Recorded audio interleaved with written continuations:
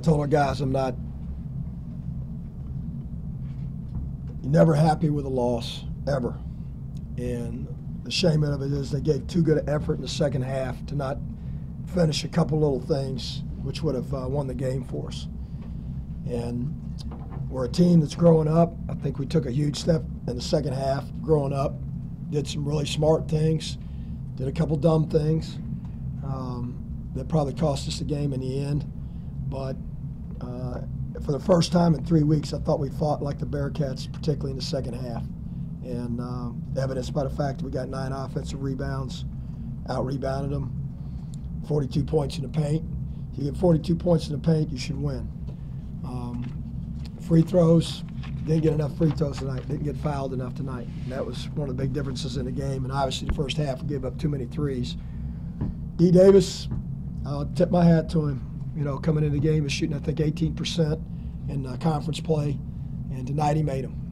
And you know, we knew he's capable. I think the first one we gave him with a second on the shot clock, had we got up and challenged that a little bit more and blocked it or challenged it and got him to miss it, it might have changed the whole outlook for him. But we didn't, and he got going. And he hung him, you know, he got him the 12-point lead basically in the first half. And but I thought our guys showed a lot of character in the second half of fighting back.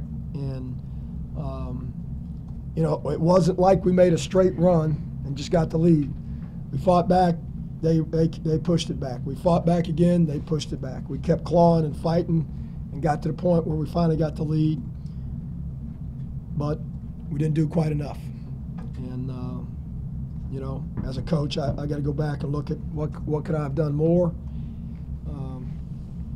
I told the guys after the game, you know, the question is now, are we going to go to Houston where there won't be a packed house and play with the same passion and that we did in the second half here? And that's the real question for our team. Second half adjustments, more man-to-man defense, was that the biggest difference? We played man down the stretch for about 8 minutes, and we did a better job of just getting out to the three-point shooters. We quit, you know, in our matchup zone. We like to keep the big guys low and the guards up top. We quit worrying quite so much about that and just make sure we had a man. And the other thing we did a better job in the second half of getting down on Stainbrook and their bigs, strip some, block some at the rim. Stainbrook had 6 turnovers tonight. I think that's a season high for him. He's only got like 32 on the year. So we did a nice job of you know, guarding, doing both things. And the second half, we executed tremendously offensively. Got shots we wanted and got the ball where we wanted it to and knocked them down. I wish we'd have knocked one more down. Last play, were they focusing on keeping you from getting the ball inside, and is that what created Kyle having the space that he did? Well, you know, with 11, I tried to ice the free throw shooter. You make a decision there whether you race it up, call the timeout. Maybe that's what we should have done. You can always second guess yourself.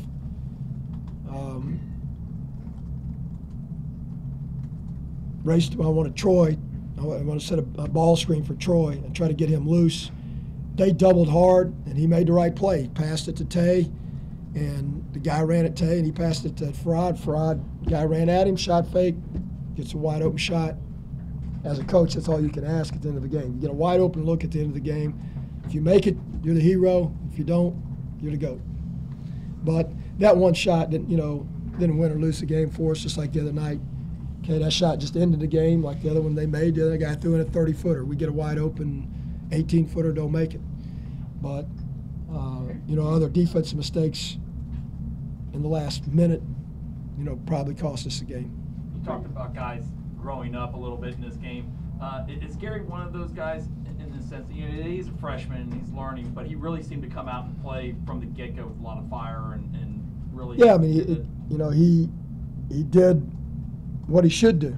He went right at those guys. He attacked them. He went right at them, and he finished. I mean, tonight he finished. For the most part, he finished, and he forced the action, and made a great pass too. We ran a little play out of a timeout, and he made a great pass into Tay. I say we're growing up. The way we run that play, it's a cross screen. Usually the guy comes off low. What everybody's been doing to us is jumping low. So the play is to come high if they jump low. came high tonight. We wouldn't have done that 3 weeks ago, 4 weeks ago. So, you know, we're starting to come around a little bit, but we got a lot more work to do. And, you know, I can tell you this, that group's not going to give in. I'm not going to give in. We got 4 games left here, 2 on the road, 2 at home. We need to win them all. We need to go win them all. And that's our task. We got to just go do it. The biggest mistake, defensive mistake in the last minute would have been Gary's foul. Yeah. Can't foul in that situation. Can't foul in that situation. He said he was just a freshman being too aggressive. He thought he could make the steal. Yeah. You know, hey, and let's face it, guys, there's been 2 or 3 games he's made that steal. Went down and dunked it. And, you know, I kicked myself. I probably should have put the senior in. I probably should have put Jermaine Sanders in. And, you know, if I had to do over again, I would, not just because he's a veteran, knows what to do, all that. You know, Especially you can't foul a guy out that far away from the basket. yeah, can't foul. If a guy's driving to the basket, you got to foul him. If you can't get in front of him, he's going to make the layup. But can't foul him, you know, 25 feet from the basket, and he was probably 20, 25 feet from the basket. Coach, did you feel like you held Blewett, Reynolds, Stainbrook in check, you would have a really good shot of winning this game? Well, I mean, they're a team that, you know, biggest key is transition. Don't let them have transition baskets, and they got 5. They had 5 points in transition. That's your first step. Then once you get in the half court, their MO most of the season has been they kill you inside in the half court. They get a lot of threes off transition, threes off kickouts and that kind of stuff. And in the first half, they had a 12-point lead because they made 8 threes. They made 8 threes. They didn't hurt us inside. I mean, they had 8 threes. And, you know, Stainbrook has 7. Reynolds has 7. I mean, if you'd have said that coming into the game, those guys were going to have 7 apiece. I felt pretty good about where we were at. And we were in position to win the game. They're a good offensive team. We held them 17 points under their average is 76.5 or almost 77 points a game. We held them 17 points under their average. But we needed to hold them 18 points under their average. When a young team has back-to-back tough losses like that, what's the most important thing you need to say to them, and what's the most important thing they need to think about coming out of it? Well, they need to think about the mistakes that put them in position to lose. All right, what can we do better defensively? What can we do better offensively? They gotta be smart basketball players and analyze that. And then they can't let the emotional letdown hurt them in the next game. Certainly this game here, because of the crowd and the game it is and all that, I wasn't worried about their emotional letdown. Okay, we got to go to Houston. We can't have an emotional letdown. Like I said, like I told them in there, we have to rally and play with that same effort and emotion at Houston we did here. If we do that, we'll be fine. We'll be fine.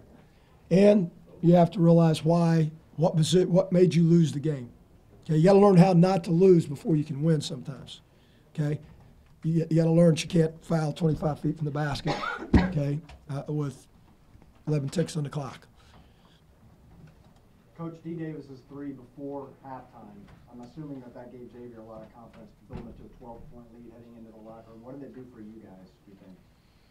Well, just added to the frustration. I mean, you know, because we weren't getting to him, and but you know, I have to say our guys didn't come in the locker room and hang their head really, you know, and there was positive talk in there, and we knew what we had to do defensively. We had to make a few adjustments, and again, we played the longest stretch of man-to-man we've played probably all year in the second half, and you know, did fairly well in it. So. You know, 9 or 12, still got to overcome a big lead either way. And obviously, you don't give that last one up to him, maybe you win the game. You know, maybe you win the game. But as far as psychologically, I don't think it made it any worse. That's what I'm saying. I mean, you know, because, again, we were going to be down 9. Anything else? Thanks, Coach.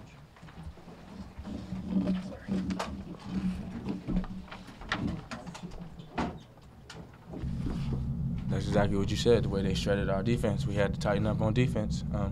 You know, we came in the second half. I mean, in the locker room, we discussed it like, hey, we got these things that we got to get better at. You know, find the shooters. Don't let them shoot. You know, we locked in and came out in the second half ready to play. You knew they were a good three-point shooting team, and yet they got a lot of good looks in the first half. Well, I wouldn't say that. I say that, you know, we scouted 2 shooters, and then number 11, you know, scouting report say he's shooting 18% from 3, and he came out, you know, but first half he was 12 for 4 from 3, you know. So I said we followed the scouting report well, and we made adjustments second half, and it is what it is. Gary, did you feel like you could pretty much score whenever you had the ball down low tonight? Yes, sir. Definitely.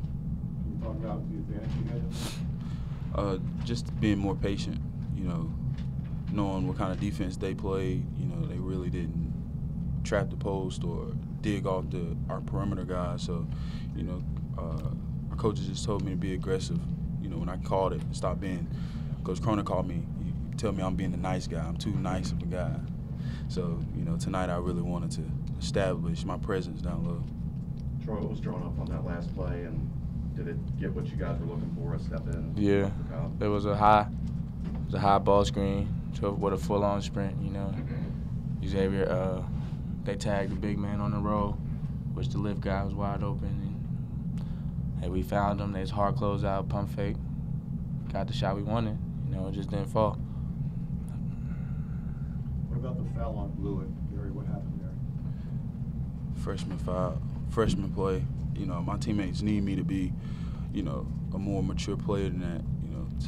I feel like 2 straight games I've made terrible plays defensively down to the stretch of the game that cost my team to, you know, give the other team opportunity to win.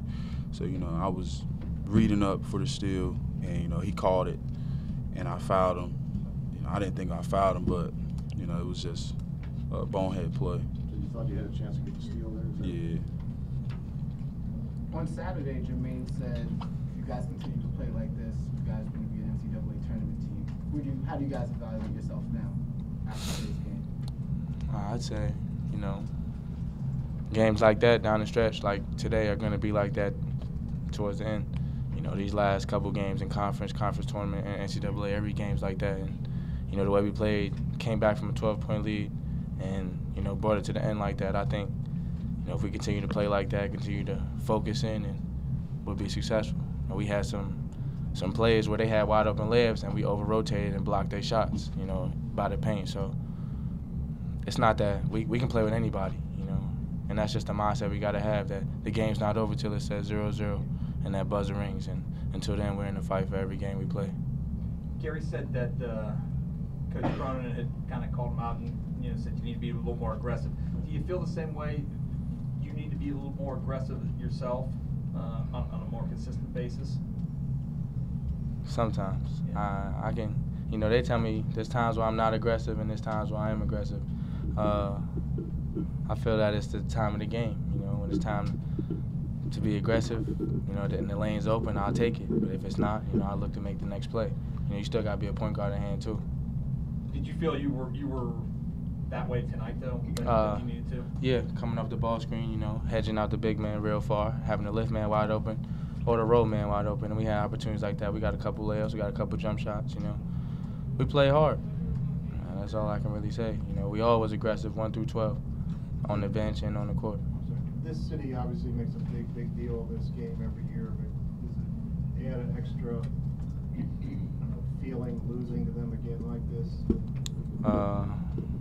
Yeah, because it's at home. You know, you don't want to lose at home, especially not this Crosstown Shootout. It's a sold-out crowd. You know, they was loud. It just hurts to lose that way. You know, by 2 free throws. How does this loss help you guys going forward, though? It brings us closer. That's all it does. You know, it's plays like that we don't make the next game, or, you know, missed rotations we don't make the next game. And, you know, when times get hard, it brings us together. You know, we've been here before. Like, we know what's going to happen. No need to be nervous. No need to be scared. Let's go out and play. Let's go out to make this play and win the game. Do you feel like it's do or die? It's do or die, yeah. It's do or die. Our backs are on the ropes right now. But that never stopped us. You know, we're here to win. We're here to win this, win out, win the tournament, and get to the NCAA tournament and make a run there. One more? All right, thank you.